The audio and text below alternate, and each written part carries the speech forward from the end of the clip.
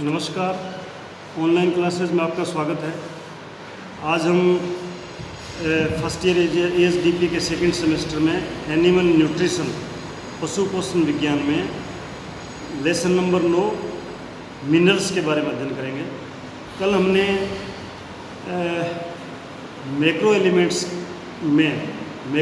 के बारे में अध्ययन किया था, जिसमें हमने आयरन, तांबा और जिंक यानी आयरन, तांबा और जिंक के बारे में अध्ययन किया था। आज हम इसको मैक्रो एलिमेंट्स को कंटिन्यूस करते हुए आगे का नेक्स्ट का जो एलिमेंट है यानी मिनरल है, मैक्रो मिनरल जो है वो है अपना मैंगनीज।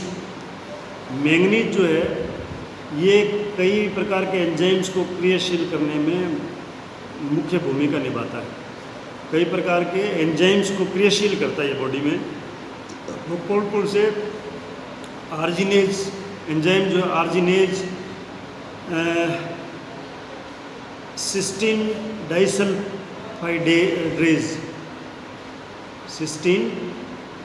डिसल्फाइड्रेज ये भी एंजाइम है, और थायमिनेज एंजाइम थायमिनेज। तो ये एंजाइम है, इनको ये एक्टिवेट करता है यानी क्रियाशील करता है ये मैंगनीज जो है। मैंगनीज ग्लूकोसिड ट्रांसफेरेज को यानी ग्लूकोसिड ट्रांसफेरेज एंजाइम को क्रियाशील करता है, जो म्यूकोपॉलीसेकेराइड्स व ग्लाइकोप्रोटीन बनाता है। यानी ये जो ग्लूकोसिड ट्रांसफेरेज एंजाइम है ये म्यूकोपॉलीसेकेराइड्स और ग्लाइकोप्रोटीन को बनाता है ये एंजाइम, और इस एंजाइम को मैंगनीज जो है वो एक्टिवेट करता है यानी क्रियाशील करता है। TCA साइकिल के लिए भी ये लवण जो है आवश्यक है, यानी TCA साइकिल जिसे क्रेब्स साइकिल बोलते हैं, और इसकी फुल फॉर्म है try carboxylic acid cycle. Try carboxylic acid cycle इसको बोलते हैं। इसका मतलब क्या है? इसका मतलब ये है कि ये जो TCA साइकिल है ये एक केमिकल रिएक्शन की सीरीज़ है जो एरोबिक और ऑर्गेनिजम्स जो होते हैं, एरोबिक यानी जो ऑर्गेनिज्म जीवाणु जो है जो एयर में रहते हैं, एयर जिनके लिए आवश्यक है, aerobic organisms to release stored energy, यानी जो स्टोर एनर्जी होती है बॉडी में उसको रिलीज़ करने में ये जो एरोबिक माइक्रोब्स जो है इसकी एक केमिकल रिएक्शन की सीरीज है, जिसमें oxidation through oxidation of acetyl CoA stored from carbohydrate, जो मतलब कार्बोहाइड्रेट, फैट एंड प्रोटीन से जो मतलब ये डिराइव्ड होती है ये एसिटल CoA। तो ये केमिकल रिएक्शन जो है ये एरोबिक ऑर्गेनिजम्स द्वारा एनर्जी को रिलीज करता है। तो ये क्रेब्स साइकिल आपने फिजियोलॉजी में पढ़ रखा है, तो इसके लिए भी ये जो मैंगनीज है ये आवश्यक है। एक ये जो कार्टिलेज का घटक है कोंड्रोटिन, कोंड्रोटिन जो है वो कार्टिलेज का एक घटक है, और उसके संश्लेषण के लिए यानी उसके सिंथेसिस के लिए, कोंड्रोटिन के सिंथेसिस के लिए भी मैंगनीज जो है वो आवश्यक है। यानी ये कोंड्रोटिन के संश्लेषण के लिए आवश्यक है। कोंड्रोटिन जो है वो कार्टिलेज का मुख्य घटक है। और काम भी इसके हैं मैंगनीज के। क्या काम है? एक तो प्रजनन अंग, जो प्रजनन अंग है उनके नियमित कार्य हेतु भी आवश्यक, जैसे ओवुलेशन है। ओवुलेशन फीमेल में हीट के बाद में अंडे का निकलना, उसके लिए भी ये मैंगनीज आवश्यकता है। ओस्टियोजेनेसिस बोन फॉर्मेशन के लिए, हड्डी के मैट्रिक्स संश्लेषण, तो हड्डी में जो मैट्रिक्स होता है उसके सिंथेसिस के लिए भी मैंगनीज आवश्यक है। चूजे जो होते हैं, चूजे छोटे बच्चे जो अंडे में से निकलते हैं मुर्गी के, उनके मैच्योरेशन के लिए यानी उनकी ग्रोथ के लिए भी, यानी उनको मैच्योर करने के लिए ये मैंगनीज आवश्यकता है। एमिनो एसिड के स्थानांतरण हेतु, एमिनो एसिड बनतन को ट्रांसफ़र के लिए भी ये मैंगनीज जो है आवश्यक है। तो ये इसके मैंगनीज के काम हो गए कि ये क्या क्या काम करता है। अब इसकी कमी के क्या लक्षण है? इसके कमी के लक्षण ये है कि अगर मान लो ये मैंगनीज फीड में कम है, पशु के शरीर में कम है या पक्षियों के शरीर में कम है, तो एक तो हड्डियों में विकार आ जाएगा, हड्डियाँ जो है वो उनमें विकार आ जाएगा, हड्डियों की बीमारियाँ हो जाएगी। साधारणतः जो चूजे होते हैं ना, चूजे छोटे बच्चे जो मुर्गी के, उनके पीछे वाले पैरों में विकार आ जाता है, हड्डियों में, पीछे वाले पैरों की हड्डियों में विकार आ जाता है। तो क्या विकार आ जाता है इसके पैरों में? एक तो पेरोसिस और स्लिप टेंडन, यानी स्लिप टेंडन नाम की बीमारी हो जाएगी। स्लिप टेंडन पेरोसिस, वो चलने में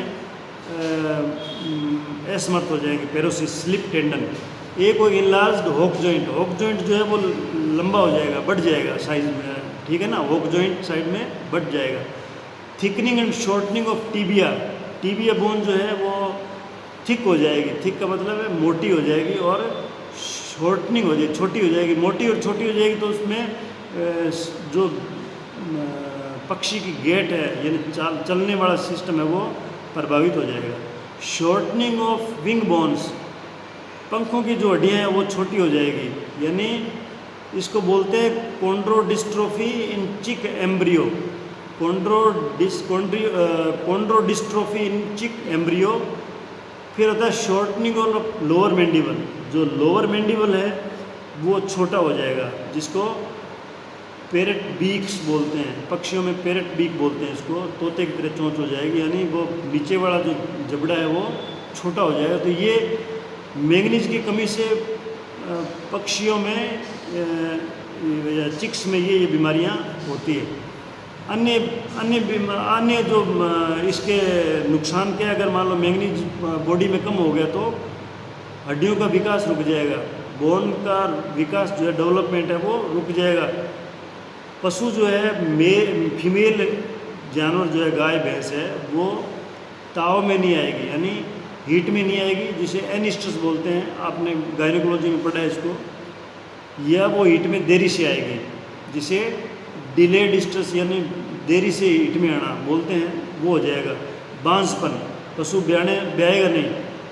गर्भपात आदि, यानी अगर पशु ब्याने वाला है और मैंगनीज की कमी है तो उसका एबॉर्शन हो जाएगा। तो ये इसके कमी से क्या क्या बीमारियाँ होती है वो है ये। और इसकी रिक्वायरमेंट यानी ये किस मात्रा में पशु के लिए आवश्यक है, तो इसकी मात्रा ये है, केटल में 25 mg पर kg फीड, यानी फीड जो खिला रहे हैं उसमें 1 kg फीड में 25 mg मैंगनीज होना चाहिए। और शीप में 40 mg पर kg फीड, पिग में 40 mg पर kg फीड, और पोल्ट्री में 50 मिलीग्राम पर kg फीड इसकी आवश्यकता होती है।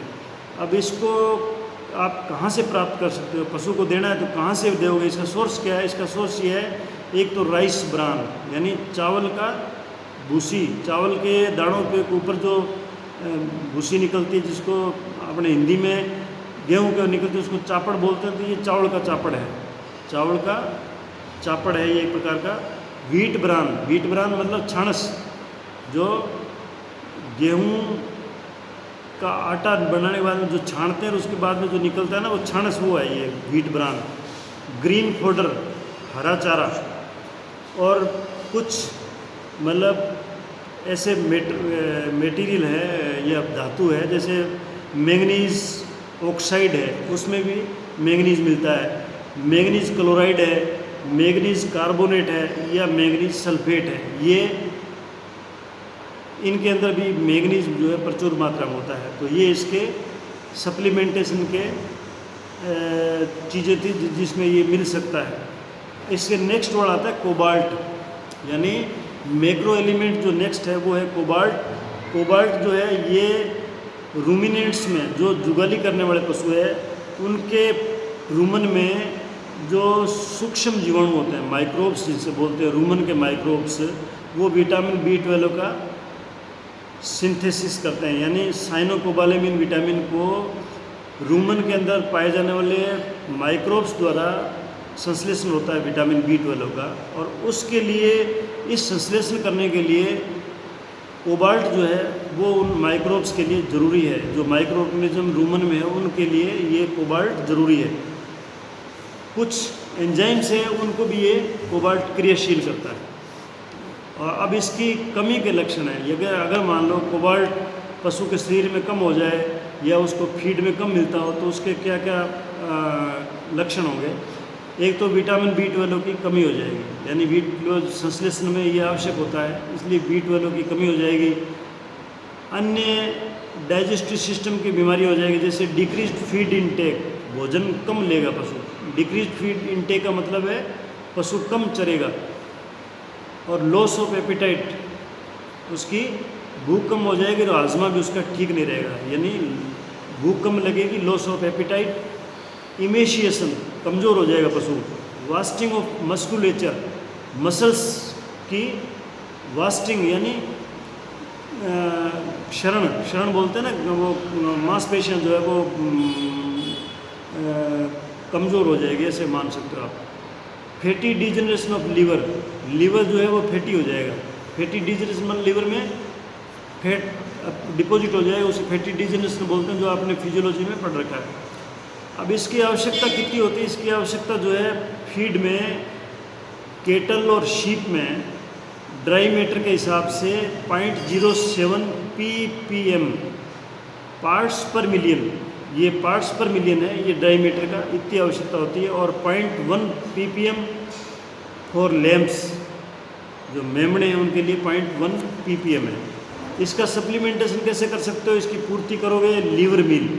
लीवर मील का मतलब होता है, जब आपने आपके ये न्यूट्रिशन के जो पहले के चैप्टर उसमें आपको सब बता रखा है कि लीवर मील कौन सा है, फिश मील कौन सा है, तो आप उसको एक बार गो थ्रू हो जाए उसमें।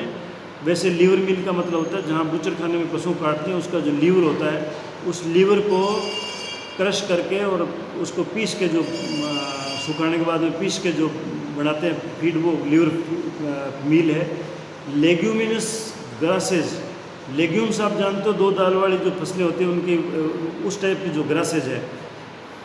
कोबाल्ट सल्फेट एंड क्लोराइड, यानी ये cobalt sulphate and cobalt chloride में भी ये आपका जो है कोबाल्ट मिलता है। कोबाल्ट क्लोराइड और कोबाल्ट सल्फेट, इनमें भी कोबाल्ट मिलता है। मिनरल मिक्सचर्स है जिनमें कोबाल्ट डालते हैं तो वो भी आप पशुओं को दे सकते हो।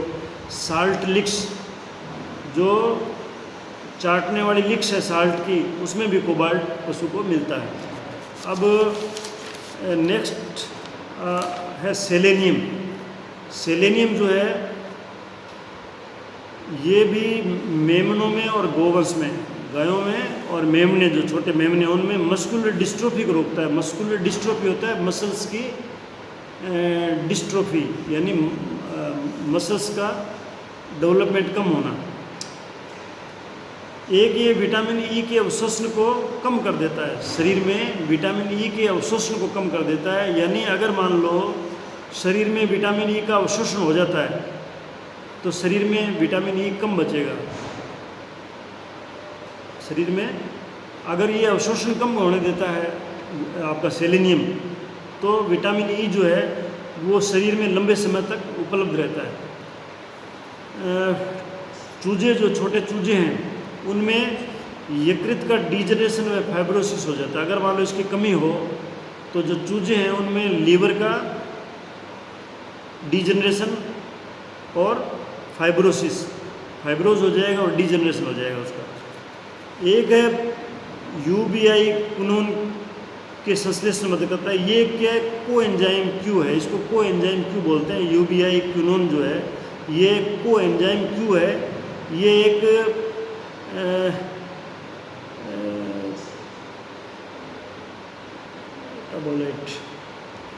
ये